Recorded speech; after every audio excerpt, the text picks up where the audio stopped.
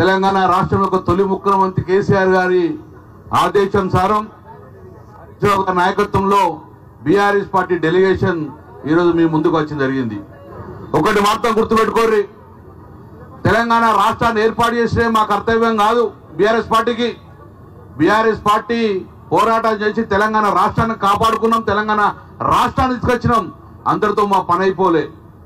ఈ తెలంగాణ గడ్డ మీద భూమి ఉన్నంతసేపు బీఆర్ఎస్ పార్టీ మీకు అండగా ఉంటుంది. బీఆర్ఎస్ పార్టీ మీ ఆస్తులు ధ్వంసంగా కూడా కాపాడేది బీఆర్ఎస్ పార్టీ ఒకటే. మీకు అండగా ఉండే పార్టీ ఈరోజు ఒకటే ఒక పార్టీ, బీఆర్ఎస్ పార్టీ.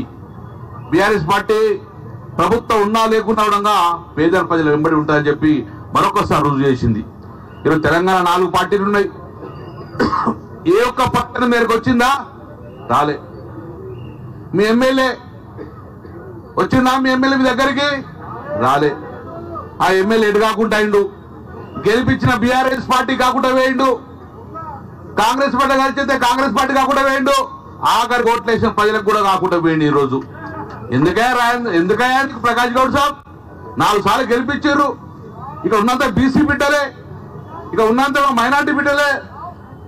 నీకు ఓట్లేసి గెలిపించే కర్మానికి నువ్వు ఇంట్లో వండుకుంటావు. రా, నీకు ఆ పదవి ఎందుకే? రా, ప్రజల మధ్యలో ఉండు, 10 రిజైన్ చేయి, ప్రజల మధ్యలో ఉండు, ఇది ప్రజలకు అండగా ఉండు. కాంగ్రెస్ పార్టీ ఉంటివి, అభివృద్ధి కోసం డెవలప్మెంట్ కోసం కాంగ్రెస్ పార్టీ పోయినట్టువి. మరి అభివృద్ధి జరుగుతలేదా? మర్రా, ప్రజలకు అండగా ఉండు. నీకు ప్రజలు ఇచ్చిన ఆ పదవి ఉంటే ఏంది, లేకుంటే ఏంది? ఈరోజు సోదరులారా, చాలా బాధగా ఉన్నది ఒకరు మాట్లాడుతుంటే. దేశాన్ని కాపాలగా ఉన్న ఫౌజీ భార్య వచ్చి నేను దేశాన్ని కాపాడుతున్నా భర్త నా ఇల్లును కాపాడమని చెప్పంటే చాలా బాధ కలుగుతుంది. గర్భిణీ స్త్రీ కూడా బాధపడుతున్నది. మేము ఒకటి మాత్రం చెప్పగలుగుతున్నాం, వీళ్ళందరి పక్షాన రేవంత్ రెడ్డి గారు ఒకటే సూటిగా అడుగుతున్నాం. మేము ఎందుకోసం చేస్తున్నాం ఈ సుందరీకరణ? అన్నారు మీరు థేమ్స్ నదని, నేను థేమ్స్ నదికి వెళ్ళాను అన్నారు. మీరు సౌత్ కొరియా సియోల్ అన్నారు, సియోల్ కూడా వెళ్ళొచ్చు. నేను కరీంనగర్లో మానేరు వరకు కోసం వెళ్ళాము. కానీ ఏ రోజు కూడా ఏ ప్రభుత్వం కూడా ఒక్క ఇల్లు కూలగొట్టకుండా ఈరోజు ఆ థేమ్స్ నది సుందరీకరణ చేశారు. ఎక్కడ సియోల్ కూడా నడి బజార్లో ఉంటుంది, ఎక్కడ ఒక ఇల్లు కూలగొట్టలే. మీరు ఇల్లు కొట్టడానికి కారణం ఏంటి అంటున్నాం. మొన్ననే మీరు ప్రభుత్వానికి వెళ్ళారు, వాళ్ళు నిధులు ఇవ్వాలంటే మాకు ల్యాండ్ బ్యాంక్ కావాలంటారు. వారి నిధుల కోసం మీరు ఈరోజు పేద ప్రజలు ల్యాండ్ తీసుకుంటారా? మరి పోయి తీసుకొని ఏం చేస్తారు?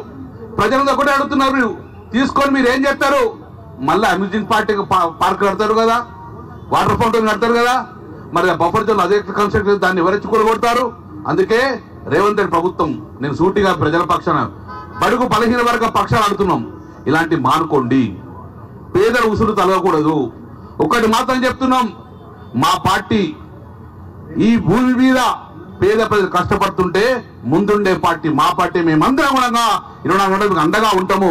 అధైర్యపడకండి, ఎవరు కూడా అధైర్యపడకుండే మేము మీ వెంట ఉంటా అని చెప్పి మరొక చెప్పుకుంటూ మా పార్టీ డెఫినెట్ గా ఈరోజు స్టేట్మెంట్ ఇచ్చిండు, మేము వెనుకపోతున్నాం మార్కింగ్ చేయమని.